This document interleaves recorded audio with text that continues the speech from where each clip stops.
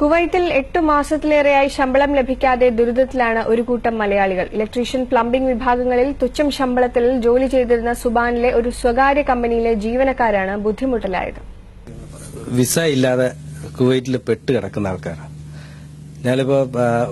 ഞങ്ങളുടെ residency Bayan national construction contracting company.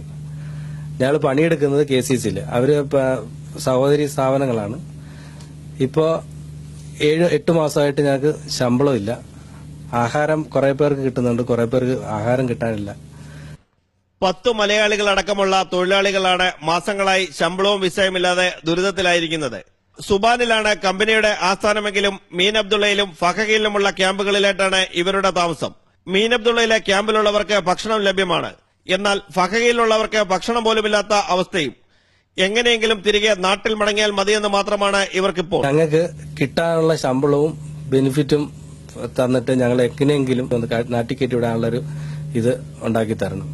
വിഷയത്തിൽ ഇടപെടണമെന്നാവശ്യപ്പെട്ട് ഇവർ നോർക്ക വഴി ഇന്ത്യൻ എംബസിയെയും കുവൈറ്റ് അധികാരികളെയും സമീപിച്ചിട്ടുമുണ്ട്. കമ്പനിയുടെ മീൻ അബ്ദുള്ള ക്യാമ്പിൽ നിന്നും Anil PLX, Asianet news, Kuwait.